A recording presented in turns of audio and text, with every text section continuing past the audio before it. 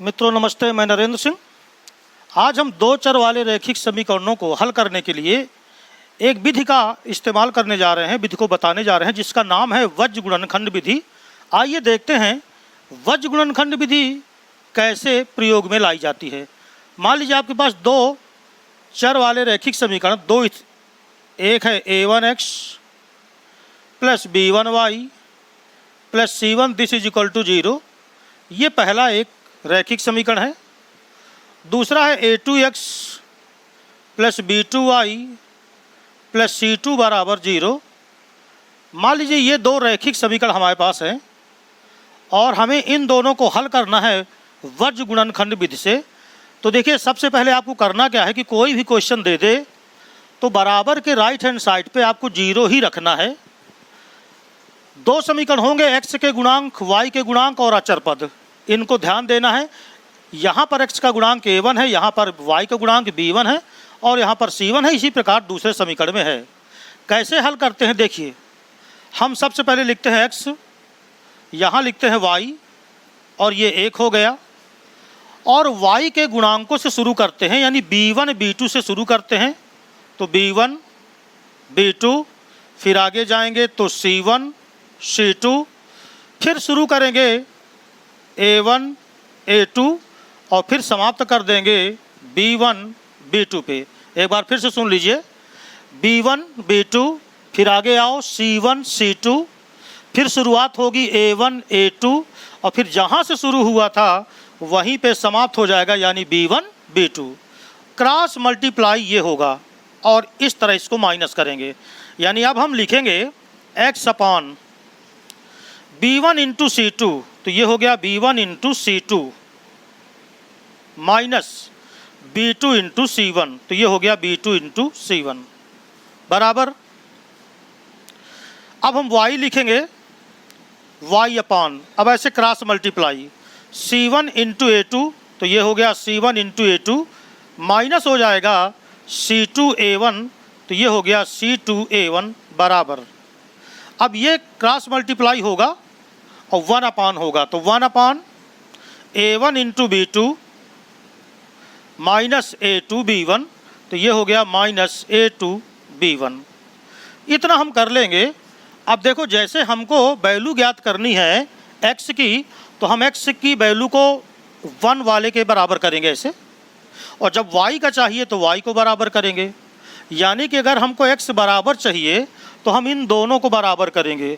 अब इन दोनों को जब बराबर करेंगे तो x बराबर ये ऊपर चला जाएगा, यानी ये आ जाएगा b1 c2 minus b2 c1 अपान में आएगा a1 b2 minus a2 b1।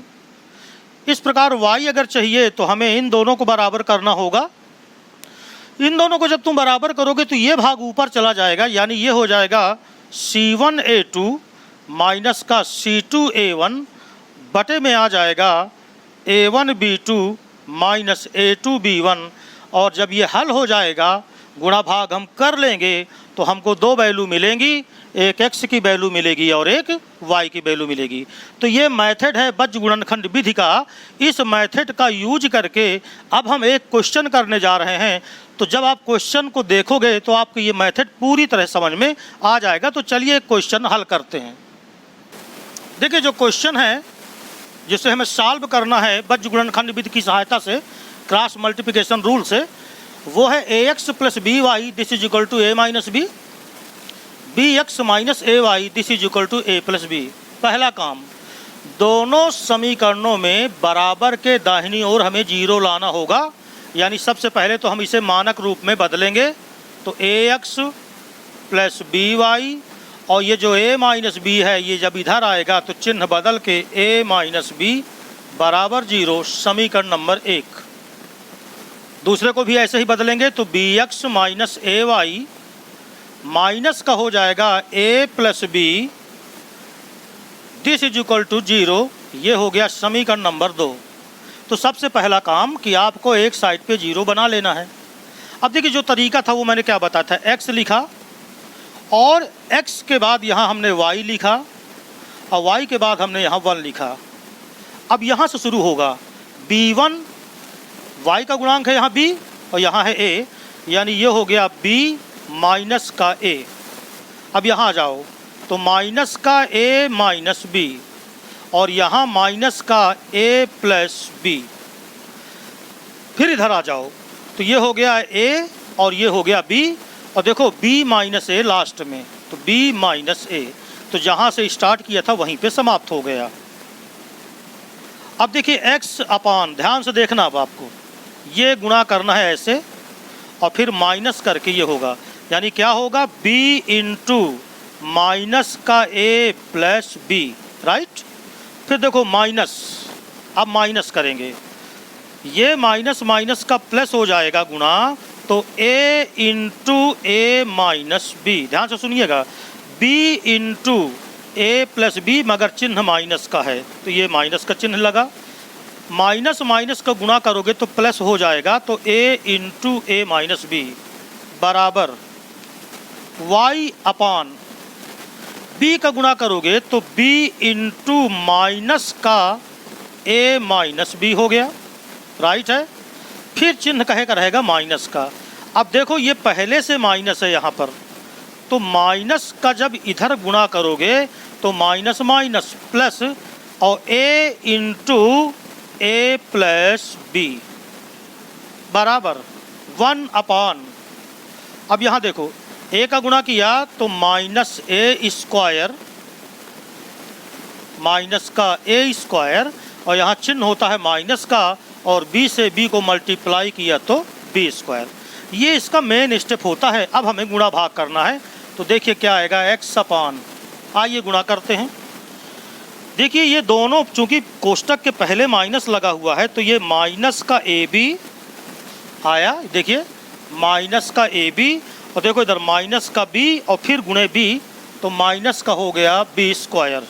इधर आ जाओ, माइनस का a स्क्वायर ये हो गया, राइट है, और माइनस माइनस प्लस हो गया ab, तो प्लस का हो गया ab बराबर y में देखना जरा, y अपान, देखिए माइनस a का गुणा जब b में हुआ तो माइनस ab, राइट है, माइनस माइनस प्लस का b गुणे b तो b स्क्वायर, तो प्लस का b स्क्वायर। अब इधर आ जाओ, ये हो गया प्लस का a स्क्वायर और प्लस का ab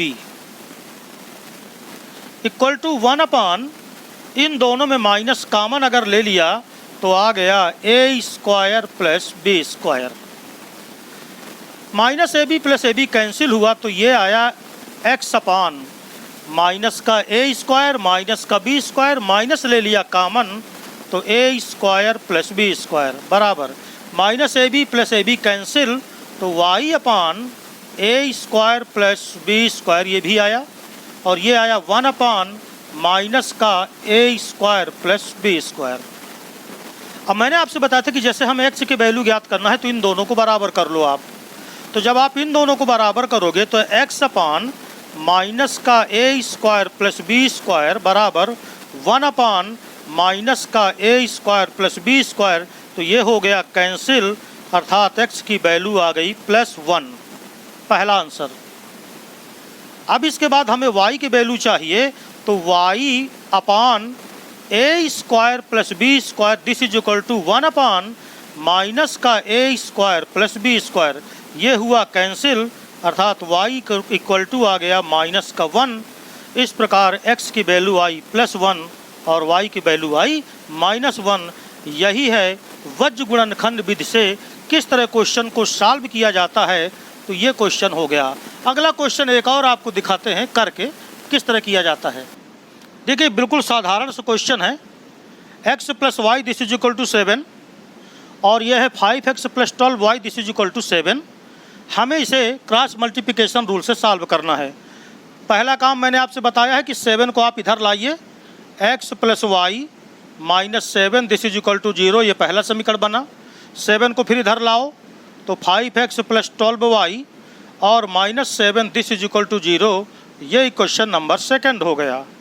हमें इसको सॉल्व करना है क्रॉस मल्टीप्लिकेशन रूल से।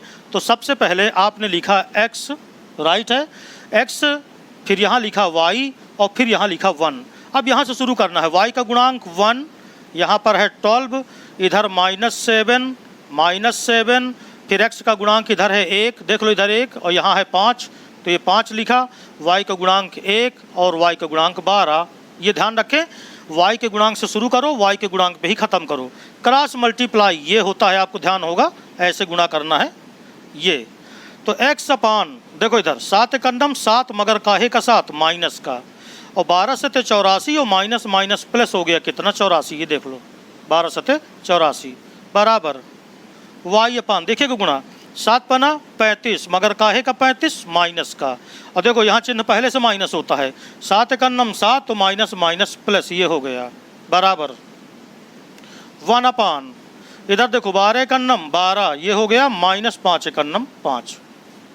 तो अर्थात x अपान क्या आया देखो ध्यान से, है ना, 84 में 7 घटाओ तो 77 बचा, 14 में 7 गए 7, यानी x upon 77 equal to y upon, यहाँ से देखो कितना बचा, है ना, माइनस का 35 है और प्लस का 7 है, तो बोलो कितना बचा माइनस का 28, राइट, बराबर 1 अपान 12 में 5 गए 7। अब जैसे हम x की वैल्यू निकालना है तो इसे बराबर करो, y की वैल्यू करना है तो इसे बराबर करो। तो x बटे 77 तो 1/7, तो x बराबर 77/7, यानी x का मान आया 11 सते 77। हमें y का मान चाहिए तो y बटे माइनस 28, ये देखिए बराबर 1/7, तो y बराबर माइनस 28/7, तो y बराबर आ गया माइनस का कितना 4, और यही क्या हो गया आंसर। तो ये हो गई बज गुणनखंड विधि। अभी विलोपन विधि भी है और प्रतिस्थापन विधि भी है, यानी कि एलिमिनेशन मेथड है और सब्स्टिट्यूशन मेथड है। मगर इसके कुछ क्वेश्चन बहुत अच्छे हैं जिन्हें आप आर डी शर्मा की बुक से या एनसीईआरटी एग्जाम्पलर से लगा सकते हैं। तो अभी मैं इसके कुछ क्वेश्चन और करवाऊंगा, इसके पश्चात मैं आपको बताऊंगा सब्स्टिट्यूशन मेथड और एलिमिनेशन मेथड। नमस्ते।